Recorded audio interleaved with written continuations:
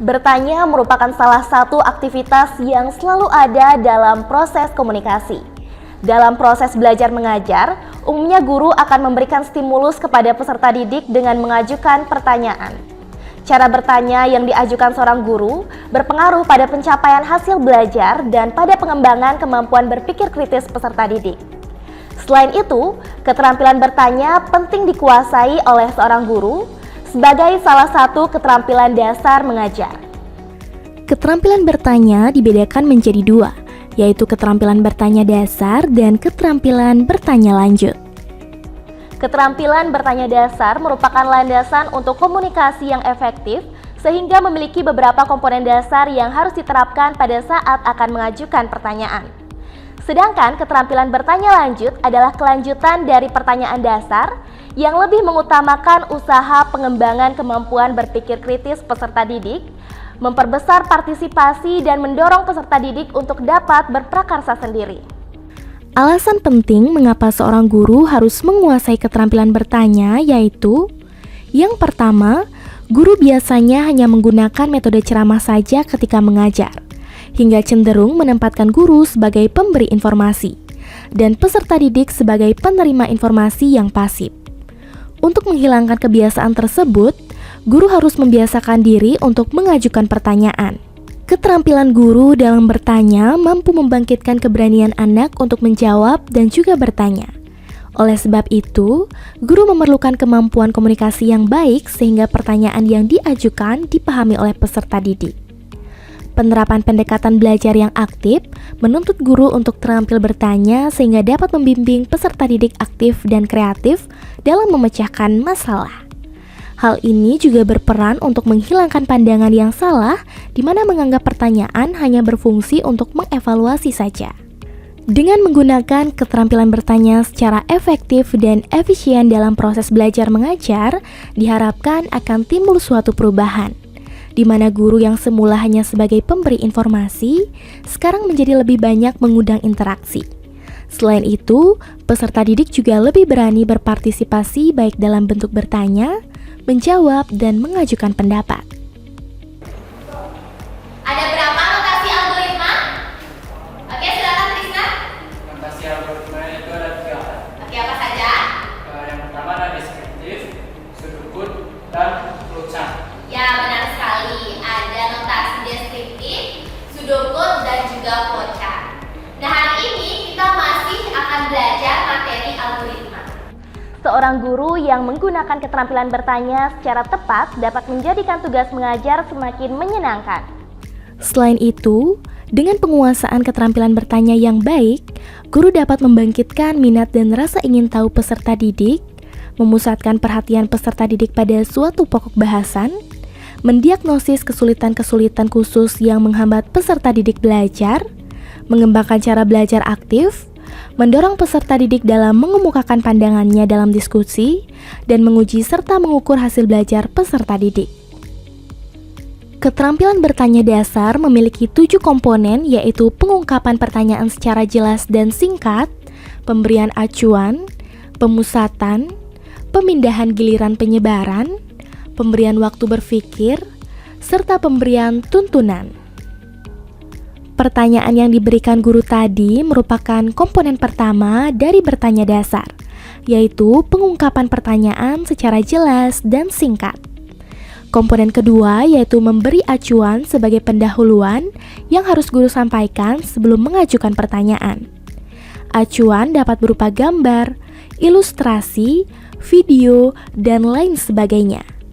Pada saat pemusatan, mula-mula pertanyaan diajukan secara luas lalu dipusatkan ke inti materi yang akan disampaikan atau ditanyakan guru. Pada saat penyebaran, guru berusaha memberikan kesempatan kepada seluruh peserta didik untuk memberikan pendapat atau jawaban yang bervariasi.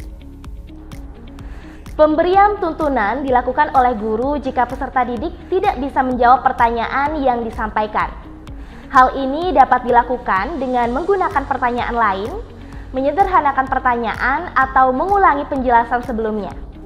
Kamu boleh menggabungkan gambar yang ada di internet dengan gambar yang kamu miliki. Ya, oke. Jadi sesuai dengan apa yang menjadi sifat atau ciri poster itu dibuat menarik sehingga banyak orang yang mau membaca. Hal yang harus diperhatikan agar bisa melakukan 7 komponen bertanya dasar dengan baik yaitu memperhatikan kehangatan dan keantusiasan. Yang kedua, menghindari cara bertanya yang salah.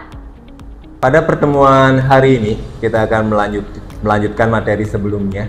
Ada yang masih ingat nggak materi sebelumnya apa yang kita pelajari? Ada yang masih ingat? Coba angkat tangannya. Masih ingat? Ini bagus sekali, semua masih ingat ya. Ini deh, coba dibantu.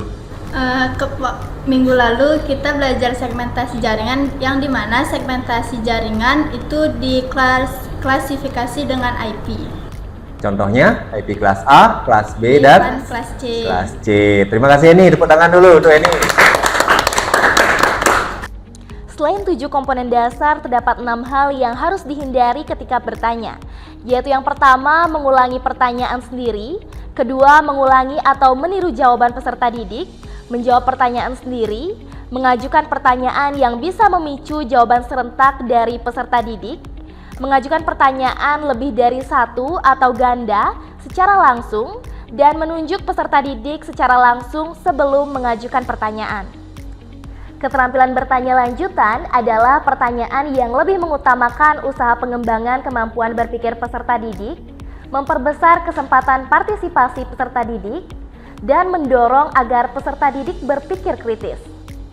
Keterampilan bertanya lanjut dibentuk atas dasar penguasaan komponen-komponen keterampilan bertanya dasar. Karena itu, semua komponen bertanya dasar masih digunakan dan akan selalu berkaitan dalam penerapan keterampilan bertanya lanjut. Adapun tujuan dan manfaat dari keterampilan bertanya lanjut adalah untuk mengembangkan tujuan dan manfaat bertanya dasar. Secara lebih spesifik, tujuan dan manfaat dari bertanya lanjut antara lain adalah sebagai berikut. Yang pertama, mengembangkan kemampuan berpikir peserta didik untuk menemukan, mengorganisasi, atau menilai informasi yang diperoleh. Yang kedua, meningkatkan kemampuan peserta didik dalam membentuk dan mengungkapkan pertanyaan-pertanyaan yang didasarkan atas informasi yang lebih lengkap dan relevan. Yang ketiga, mendorong peserta didik untuk mengembangkan dan memunculkan ide-ide atau gagasan yang lebih kreatif dan inovatif. Dan yang keempat, mendorong peserta didik untuk melakukan proses pembelajaran dengan lebih analitis, lengkap, dan komprehensif. Adapun komponen dari keterampilan bertanya lanjut adalah yang pertama, pengubahan tuntunan tingkat kognitif dalam menjawab pertanyaan. Yang kedua, pengaturan urutan pertanyaan. Yang ketiga, penggunaan pertanyaan pelacak. Ada 7 teknik yang dapat digunakan untuk pertanyaan pelacak, yaitu yang pertama, meminta klarifikasi. Yang kedua, meminta peserta didik memberikan alasan. Yang ketiga, meminta kesepakatan pandangan. Yang keempat, meminta ketepatan jawaban. Yang kelima, meminta jawaban yang lebih relevan. Yang keenam, meminta contoh. Yang ketujuh, meminta jawaban yang lebih kompleks.